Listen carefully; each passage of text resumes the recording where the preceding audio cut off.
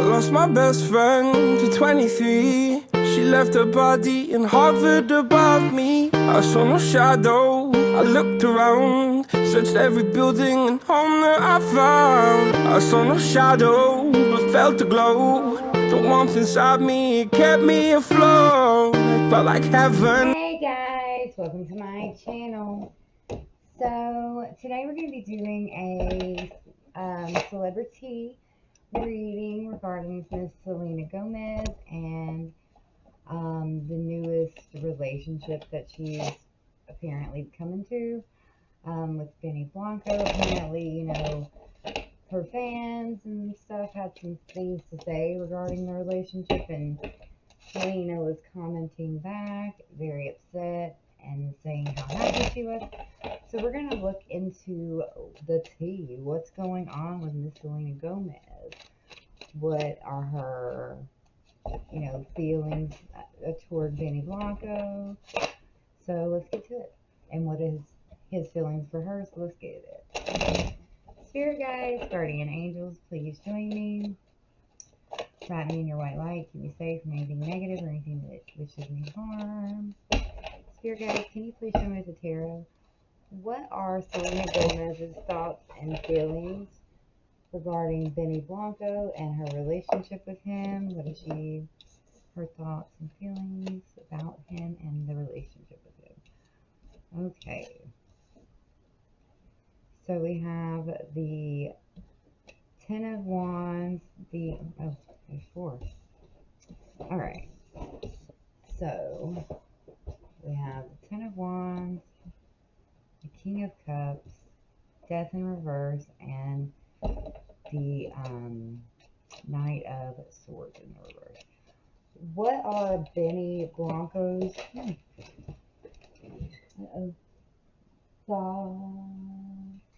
Drop some cards.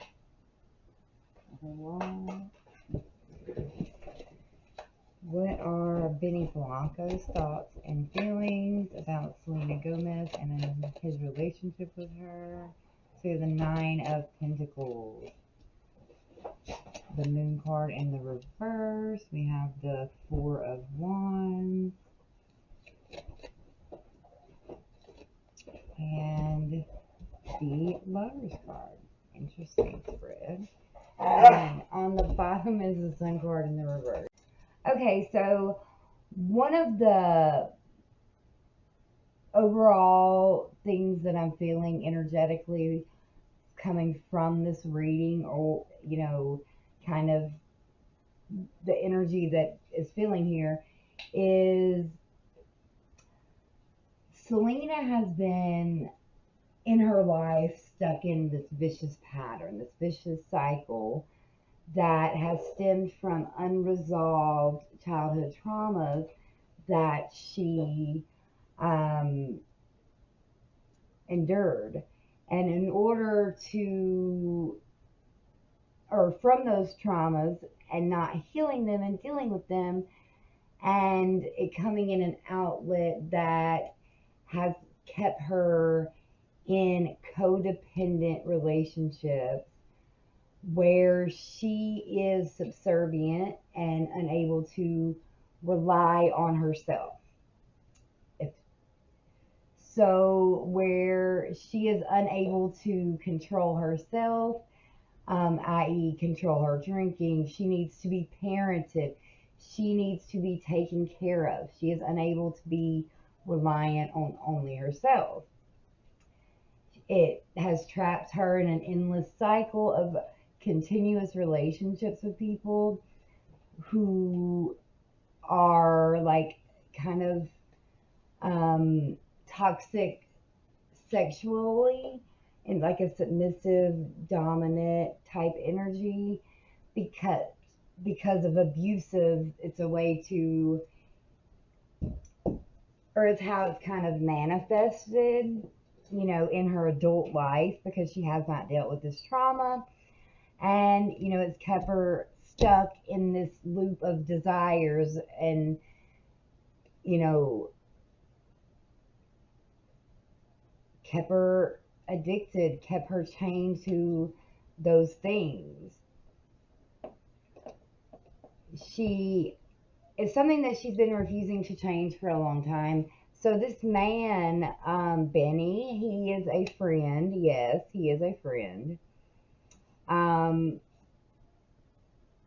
she, okay, so she is seeking independence, and he is helping her to gain her independence, to carry her own burdens in her life, to not be reliant on her mother and other things, to find peace at her home so that she can have a relationship with someone.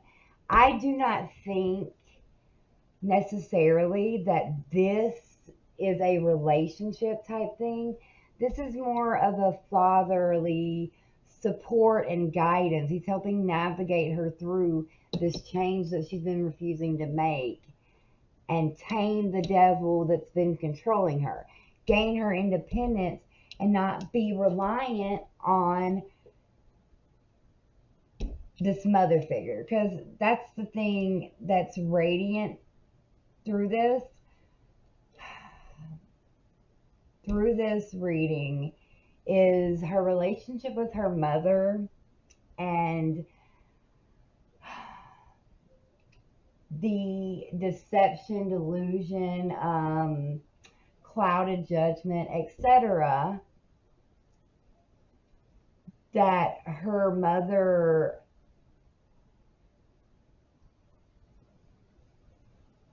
is the catalyst of, I guess you could say. Everything starts there. The secrets from her childhood that she has kept repressed, the relationship that her mother and the control that her mother has over her, the emotional blackmail, the things that she uses to control Selena, and her life, and keep her from having a happy home, from being at peace, from being happy, from finding a partner and being in a balanced partnership. Because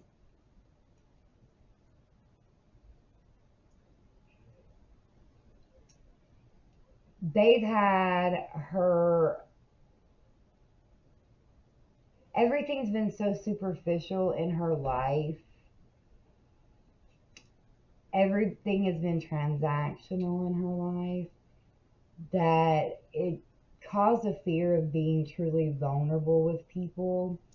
And that is where drugs and alcohol and escapism and, you know, toxic sexual relationships, um, it it formed the desires that she had, but more so as a way to deal and cope with the things that were out of her control, that she was unable to truly be vindicated for, receive justice for, and speak up about. She's repressed these things. The sun in the reverse is, depression, male figure in her life, weak leadership, not having that male role, um, being made to feel like she wasn't good enough, if that makes sense. You know, kind of being made to feel like she was crazy, being made to feel all of these things. Her mom probably was like the cause of her mental turmoil, because that to me wouldn't be a surprising thing given the I would like to do a reading, I think, on Selena and her mom, the dynamics there, because there is some stuff there. She possibly has been keeping her drugged and purposely keeping her in this energy where she is unable to be self-reliant out of fear of her taking away the presents. So, Selena is trying to finally gain more independence. She's becoming more self-aware, and she's getting guidance from other people to push her towards a more self-reliant and balanced place. So that also comes with a lot of hard things. So that is dealing with things that you have, you have deaded, old stuff that you have left buried. You got to unbury that shit and deal with it, so that you can tame the devil and control the beast within you. You control the beast. The beast doesn't control you. Gain back control. Take care of yourself. Carry the weight of your responsibilities, duties, obligations. Rely on only yourself. Instead of focusing on the material and only the material aspect, because, being financially independent is very important. They want to keep her from doing that, right? She's got to deal with the moon card in the reverse, deal with the treachery, becoming independent from her mother and everything to do with her mother and everything to do with the family dynamics that have been ingrained in her, and to be with someone different, or have a relationship, because she is the type that is definitely codependent relationships. A lot of people have them. We all become codependent at times. She has a fear of being independent, a fear of being alone, fear of all of those things. But the only way to get to a truly independent and feel that freedom is to step out of her comfort zone, to tackle and seek a different type of relationship, to fill a void and not be afraid of being vulnerable. But we have to deal with the moon. We have to deal with those emotions that have been buried in us since childhood, our father issues, our mother issues, the trauma. We, as people, as humans, I have found, as I've been observing my own journey throughout my life and other people's as well, we spend our whole lives trying to heal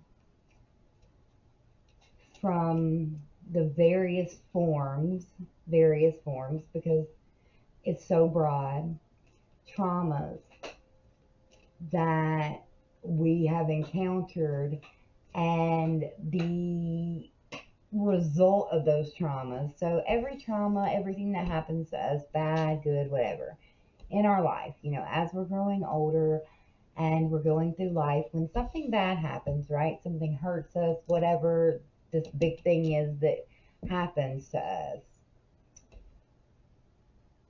it creates a coping mechanism. There is something that stems from this trauma that we have received, no matter what it is, and its varying degrees of severity to, not so severe. We have a coping mechanism that forms from the trauma that occurred to us when we were adolescents, when we were children, when we were carefree and innocent, before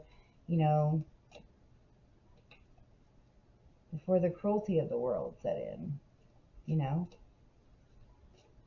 The pureness of us as we age, it comes with hurt, it comes with pain, but that hurt and pain, we can at times develop toxic ways to deal with them, or have toxic things that come up as a result of them. And until we address those issues, we can't evolve anymore. We have to be, kind of be more aware of how connected everything is and how rooted everything is really in our childhood from the moment we were born. Moment. Crazy. Apparently, I read once, I can't remember where I read it at, but it's ingrained in me. Abandonment issues can occur on a subconscious level, really, because if a newborn child, studies have shown, if a newborn child is separated from their mother within like this certain amount of time and doesn't get that bonding period with their mother, like the first 2 weeks or the first few days or something like that, it's not a very long period of time, but there's a little bit of a bonding time that a baby needs to have with the mother after giving birth. And if that does not happen, that leaves a wound, a very massive wound, a trauma that will not be remembered, I'm sure, for the child. I thought that was interesting, and it creates abandonment issues. It can make you very closed off and, very emotionally detached, standoffish, fear of rejection, not feeling like you belong. All of those things can occur from the moment you're born, before you even have any memories, which is crazy. It is crazy. All I have to say is Earth is one big school. We're here to learn and grow and evolve. And, everything that we go through, good, bad, every decision we make, good, bad, all of those things, they can all be utilized and turned into a positive thing, no matter if it's negative or not. It doesn't matter what you do that's bad. It's about what you do with that knowledge, like what you do after that, like what you utilize this bad decision, how you utilize it to turn it into something positive for your future, to ensure that you grow and become better and never make that mistake again, and evolve, learn from it, because it's very wasteful, I feel, and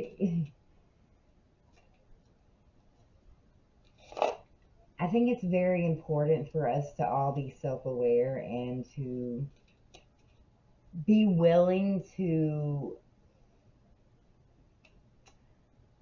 look at our lives and situations where we would be biased and be unbiased when it comes to ourselves, and when we are wrong, when we do things wrong, when we act in wrong ways, being self-aware enough to accept that responsibility within ourselves, not hiding from it, not running from it. Our shadows, that's how you only fear the shadows if you only fear the light if you have something to hide. The shadows that are cast are illusions. It's all you, the good, the bad, the ugly. It's nothing to hide or be ashamed of. It's who you are. It's the story of you. It's your own adventure. I say to my husband all the time that I feel like life is like one of those choose your own adventure books, where our lives begin a certain way and they all end the same way. Our life is ending the same way. It begins and it ends the same way. Our decisions are how we get there. How hard, how easy, how fulfilling, how happy. We get to choose that. We make the choices by the decisions that we make. And if we allow ourselves to be honest and frank with ourselves and hold ourselves accountable when we're wrong, and utilize those tools and that knowledge in order to better ourselves and ensure that we make better decisions in the future and do better, and don't do anything in vain. Everything that we do needs to be something that we can learn from. We are a part and the cause of our own misery and the cause of our own happiness. We play a part in anything and everything that occurs in our life. We have a role in it, in creating it. Whether, like myself, I was in an abusive relationship for 10 years of my life. Oh my God. My entire 20s, I spent miserable. Like, literally miserable. It was the worst time of my entire life. I am obviously a slow learner because it took me freaking 10 years to decide that I deserved to be happy, that wasn't how I was supposed to be treated. And I became self-aware enough to know that I had a part in that. He wasn't only to blame. I allowed those things to happen. I allowed myself to engage and be with and someone be that disrespectful to me, and I didn't have enough respect for myself. But I will tell you, the one thing that will never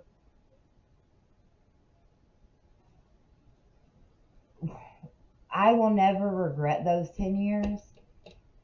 And I'm going to tell you the reason that I will never regret those 10 horrid years is because of those 10 horrid years and seeing how horrible my life was, how horribly I was being treated, how much I hated myself almost. When I met my husband, I feel as if that time and the knowledge that I gained from what I didn't want and how I didn't want to be treated and how horrid some people can be and some relationships can be and things can be and someone can be, I don't think that I would have truly appreciated my husband for the wonderful man he was, and for the just seeing him for the pure, wonderful man that he was, if I hadn't been through that. And it made every second of that 10 years worth it. And yeah, I don't know why I rambled that much, but yeah, so that's what I see. Let me know what you guys think. I'm sorry about my rambling. Love ya. I lost my best friend to 23. She left her body and hovered above me. I saw no shadow. I looked around, searched every building and home that I found. I saw no shadow, but felt a glow. The warmth inside me kept me